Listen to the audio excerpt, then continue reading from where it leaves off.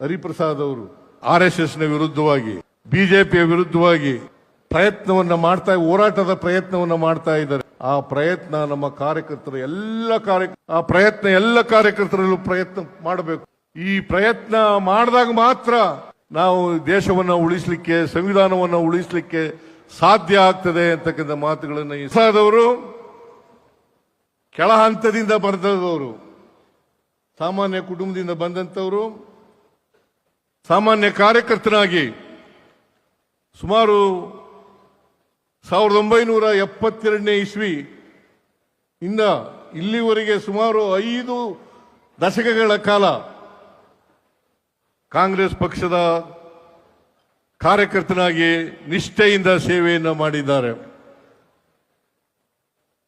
ಅವರು ವಿದ್ಯಾರ್ಥಿ ನಾಯಕನಾಗಿ, ಯೂತ್ ಕಾಂಗ್ರೆಸ್, ಯುವ ಕಾಂಗ್ರೆಸ್ನ ನಾಯಕನಾಗಿ ಅನೇಕ ರಾಜ್ಯಗಳಲ್ಲಿ ಉಸ್ತುವಾರಿಯನ್ನ ವಹಿಸಿಕೊಂಡು ಸೇವಾದಳದ ಅಧ್ಯಕ್ಷನಾಗಿ ಕೆಲಸ ಕೂಡ ಮಾಡಿದ್ದಾರೆ. ಅಂಥವರು ಇವತ್ತು ಬಹಳ ಮಹತ್ತರವಾದಂಥ ಜವಾಬ್ದಾರಿಯನ್ನು ಹೊತ್ತುಕೊಂಡಿದ್ದಾರೆ. ಆ ಜವಾಬ್ದಾರಿಯನ್ನ ಒತ್ಕೋಬೇಕಾದ್ರೆ ಅವರು ನಿಷ್ಠೆ, ಸಿದ್ಧಾಂತಕ್ಕೆ ಬದ್ಧತೆ, ಕಾಂಗ್ರೆಸ್ ಕಾರ್ಯಕರ್ತನಾಗಿ ಅನೇಕ ಸ್ಥಾನಗಳಲ್ಲಿ ಕೆಲಸ ಮಾಡಿದರ ಪರಿಣಾಮವಾಗಿ ಇವತ್ತು ಇಷ್ಟೊಂದು ಎತ್ತರಕ್ಕೆ ಬೆಳೀಲಿಕ್ಕೆ ಸಾಧ್ಯ ಆಗಿದೆ. ನನಗೆ ವಿಶ್ವಾಸ ಇದೆ, ಹರಿಪ್ರಸಾದ್ ಅವರು ಸಿದ್ಧಾಂತಕ್ಕೆ ಬದ್ಧರಾಗಿರೋದ್ರಿಂದ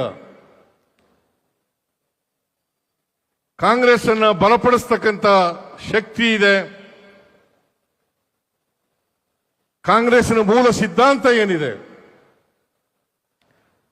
ಸಂವಿಧಾನದ ಆಶಯಗಳೇನಿದ್ದಾವೆ, ಅವುಗಳನ್ನ ಜಾರಿ ಮಾಡತಕ್ಕಂಥ ಪ್ರಯತ್ನವನ್ನ ಮಾಡ್ತಾರೆ ಅಂತಕ್ಕಂಥ ಸಂಪೂರ್ಣ ವಿಶ್ವಾಸ, ನಂಬಿಕೆ ನನಗಿದೆ ಅಂತಕ್ಕಂಥ ಮಾತುಗಳನ್ನ ಈ ಸಂದರ್ಭದಲ್ಲಿ ಹೇಳಲಿಕ್ಕೆ ಬಯಸ್ತಾ ಇದ್ದೇನೆ. ಹರಿಪ್ರಸಾದ್ ಅವರು RSSನ ವಿರುದ್ಧವಾಗಿ, ಬಿಜೆಪಿಯ ವಿರುದ್ಧವಾಗಿ ಹೋರಾಟದ ಪ್ರಯತ್ನವನ್ನ ಮಾಡ್ತಾ ಇದ್ದಾರೆ. ಆ ಪ್ರಯತ್ನ ನಮ್ಮ ಎಲ್ಲ ಕಾರ್ಯಕರ್ತರಲ್ಲೂ ಪ್ರಯತ್ನ ಮಾಡಬೇಕು. ಈ ಪ್ರಯತ್ನ ಮಾಡಿದಾಗ ಮಾತ್ರ ನಾವು ದೇಶವನ್ನ ಉಳಿಸಲಿಕ್ಕೆ, ಸಂವಿಧಾನವನ್ನ ಉಳಿಸಲಿಕ್ಕೆ ಸಾಧ್ಯ ಆಗ್ತದೆ ಅಂತಕ್ಕಂಥ ಮಾತುಗಳನ್ನು ಈ ಸಂದರ್ಭದಲ್ಲಿ ಹೇಳಲಿಕ್ಕೆ ಬಯಸ್ತಾ ಇದ್ದೀನಿ. ಅದನ್ನು ಮಾಡಲೇಬೇಕು. 2028ರಲ್ಲಿ ಅಧಿಕಾರಕ್ಕೆ ನಾವೇ ಬರ್ತೀವಿ, 29ರಲ್ಲೂ ಕೂಡ ನಾವೇ ಅಧಿಕಾರಕ್ಕೆ ಬರ್ತೀವಿ. 29ರಲ್ಲಿ ಅಧಿಕಾರಕ್ಕೆ ಬಂದು ರಾಹುಲ್ ಗಾಂಧಿ ಅವರನ್ನು ಪ್ರಧಾನಮಂತ್ರಿಯನ್ನಾಗಿ ಮಾಡ್ತಕ್ಕಂಥ ಸಂಕಲ್ಪವನ್ನ ನೀವೆಲ್ಲರೂ ಕೂಡ ಇಲ್ಲಿ ಮಾಡಬೇಕು ಅಂತಕ್ಕಂಥ ಮಾತುಗಳನ್ನ ಹೇಳಿ